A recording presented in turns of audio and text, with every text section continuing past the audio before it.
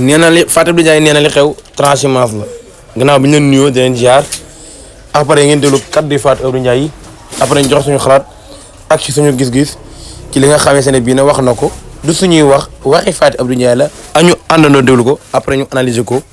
ci ni ñu ko déggee. Signification transhumance la ay nit yoo xamante ne dañoo nekk ci benn parti politique parti boobu nekk ak ñoom jox leen tous les pouvoirs désigner leen ñu jiite seen i localité ils n'ont pas eu l'onction de leur localité parce que amu ci kenn koo xam ne dem nga ci base bi laajaat sa base est-ce que damay dem Diomaye président laajaat sa base est-ce que damay dem parti Bassirou Diomaye Faye laajaat sa base est-ce que damay dem parti bi nga xam ne moom mooy Pastef parce que c'est le cas du grand parti qui son leader se lève pour dem rejoindre le parti Pastef et ñenn ñi nga xam ne dañu bokk ci parti bi wala da nga dem consulter la base ñi nga xamante ne ñoom nga nekkaloon ñoom ñu désigner la ne la d'accord nañu jox nañ la feu vert demal maintenant su fekkee parti bi nga bokk ñoom yëguñu ndaje ma nga xamante ne dem nga dem wuy ji président de la République su fekkee ne kaddu yi fa président de la République ne leen vous allez écrire l'histoire une histoire qui a déjà été écrite parce que dans toute histoire il y a la vraie histoire et la vraie histoire aujourd'hui qui a permis au président de la République d'être tey fi mu nekk mooy il était dans un parti un projet bi nga xam ne dafa am ku ko jiite woon kooku Ousmane Sonko la tudd incarner le projet donc leneen lu mu fa wax xëy na dañ ko bëgg a soppi wala dañ ko bëgg a changer li ma ne donc toute histoire il y a la vraie histoire s'ils veulent écrire une autre histoire wala une autre page de leur histoire loolu kenn mënu ko bañal way politique mais APR a bien fait aujourd'hui de crier au scandale de crier aujourd'hui à la manipulation et de crier aujourd'hui à li nga xamante ne moom la jàpp ne dañ ko bëgg a def pour daaneel ko pour effriter ko parce que ñooñu dem amuñu avalu parti bi les instances du parti de l'APR discuté wuñu ko parce que loolu ngay lire ci communiqué bi nga xam ne moom moo am donc dañ jàpp ne xëy na dañoo dem seen i cëggal guy est-ce que seen i ay base ñoom ñoo leen jox pitus pour que ñu dem je ne pense pas parce que en l'espace de quelques jours déggoo fenn ñu ne concerté wu nañ ci seen ay base li mu ñuy renvoyer rek mooy homme politique yi si seen intérêt la ñu nekk mooy jamono ji nga xam ne Sénégal ci ay dafa war a nekk ci des priorités wax nit ñi li nga xamante ne commençant par le président de la République ñoom ñi nekk ci mairie yi nekk ci seen ay goxaat ñenn ñi war a def ay pavage des rues ñenn ñi war a xool seen bilan lañ fa ñenn ñi war a xool seen loxo ndax set na ci suuf suñu leen jox ñu xam ne ñi ngi jëm ci inondation ñu xam ne dañoo am 9 compétences transférées ñu war a lijjanti loolu lijjanti wuñ ko am na ci ay gox yoo xam ne boo demee fekk ñu ko jiite da nga naan ñii duñ fa sax dem duñu xëy kenn du leen gis dem nañu voté ji pare nañu ci aujourd'hui jàpp nañ ne am nañu cutis moom laa ne parfois on accepte ñun d'être manipulés nous les Sénégalais nit ñi dañuy ñëw taxaw et pour loolu même pour ces élections yi ñu jëm Alamine que ça soit le parti Pastef parce que la coalition même Yewwi Askan Wi qui avait élu des maires il y a des maires yoo xamante ne dans leur localité ils n'ont rien foutu te ngelaw li moo fa jaaroon yóbbaale leen que ça soit aujourd'hui une coalition mise en place par Pastef qui s'appelle APT que ça soit la coalition Diomaye Faye une autre coalition que les Sénégalais fassent le bon choix gis nga le maire ce n'est pas la coalition parce que li ko waral mooy y'a la coalition Yewwi Askan Wi moom moo joxe woon cutus ñu fal yenn maires yi mais amaan na ñoom ci seen bopp defuñu sax le bilan de certains maires yi xam nga kan lañ leen bàyyil ak seeni askan wi dañ leen bàyyi ak maire bi directement maire bi war a liggéey war a def bilan et il ne fait absolument rien du tout talu leen sax loolu moom am ci ay localités yu bari aujourd'hui coalition bu mu ci mënti doon ki nga xamante ne dañ koy jox askan wi nekkoon kii moom moo jiite seeni maire wala coalition ba di ko tabb na nekk koo xamante ne bu leen ci xool coalition bi bu leen ci xool parce que kii dafa ànd ak diw wala kii ànd ak diw xool leen jàpp ne cette personne est là pour sa population pour sa localité mu doxal localité bi moom mooy tax bu ëllëgee du ngeen jàmbat bu ëllëgee du ngeen mais tey bu ñu defoon le bilan de ces maires qui ont adhéré à la coalition au nouveau parti là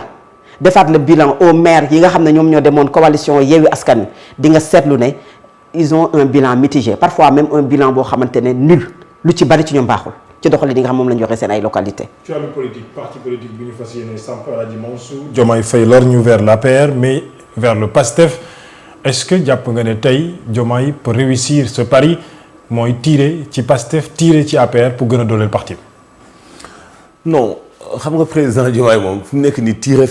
fenn comme potentialité yi Macky Sall amoon wala.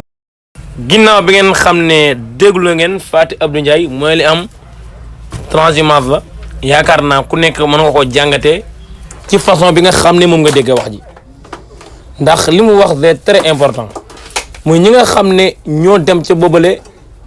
parti maanaam ci boobale conférence de presse pour président Diomaye dafa war a taxawal li nga xam ne mooy benn parti politique mun na ñoom kenn laaju sa base too ko laaj ndax da ngaa war a dem. te yaakaar naa loolu yombul waaw ndax boo nee ci benn parti politique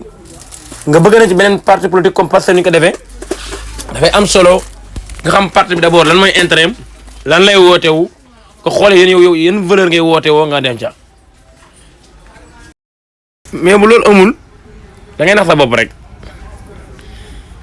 ndax réew dëgg la ku nekk am nga droit bokk ci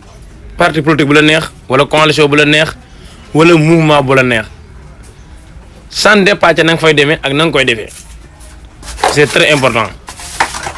waaw ndax mënuñ ñoo jaay ñoom ñaar ñëpp ak coppar ñi muy président de la république muy premier ministre Ousmane Sonko ba woon nekk président assemblée nationale ñu dem ba ca biir commencé dégguñu xiiroo ngaay mel na ay ci réew mi xiiroo ngaayoo suba ak ngoon xuloo suba ak ngoon loolu nag dañ ko war a dindi ci réew mi réew du ay caaxaan réew du ay caaxaan rawatina soo ko jiitee waaye nag Sénégal léegi ma li fam par loola bu dara xewee kenn du xool ba am kan mën na ci dëgg wala kenn du xool la arrangé réew mi mais ku nekk da ngay xool li nga xam ne moom moo la arrangé yow te pour man loolu scandale bu rëy la loolu nga ne maanu scandale la boo xam ne kenn mënu ko comprendre kenn mënu ko expliquer waaw Sénégal nag moo ni demee Sénégal moo ni demee mooy ku nekk rek yaa ngi xool li la arrangé nga nekk ca suba ak ngoon yaa ngi xool li la arrangé nga koy défendre yaa ma gën a xam loolu nag bu dee am na dafay war ci ñun ku nekk am loo incarné mais ku nekk am noo taxawee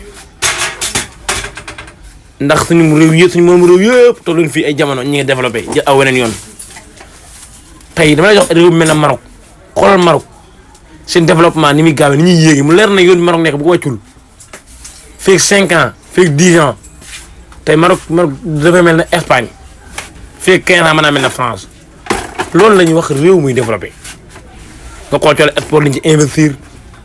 dama marocains yi dañoo gëm sport ba nga xam ne seen championnat yi mille fois rek seen club yi gis nit ñi xaw a ñëw nga xam ne ñu ngi am benn koom-koom bi réew bi développé noonu réew dafa am ci benn secteur muy développé ñu xam ne secteur bii réew bi développé na ci carrément bu yàggee mu la secteur yëpp mais Sénégal tey ban secteur nga mën a jël na développé doone mbay doone sàmm doone commerce doone sport doone culture doone wàllu usines yi amul benn secteur booy laal yëg ne réew mi yëkkat na ca benn pas loolu nag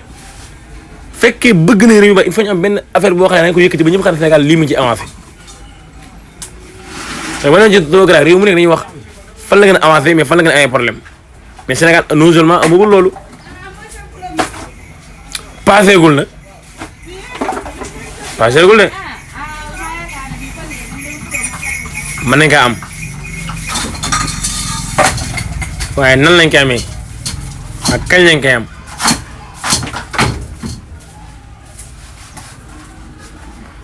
loolu tamit beneen question la boo xam ne ñun ñëpp mën kaa posé suñu bopp toujours nag da ngay am lu la metti da ngay jaaxle ndax fi ngay séen sa réew ak fi muy nekk dafay wuute fi ngay xaar sa réew ak fi muy toll dafay wuute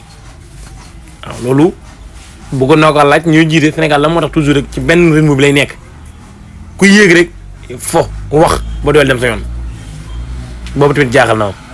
ñun abonné commentaire ngeen xaar ci vidéo ak yenn numéro ak yenn jàngat merci beaucoup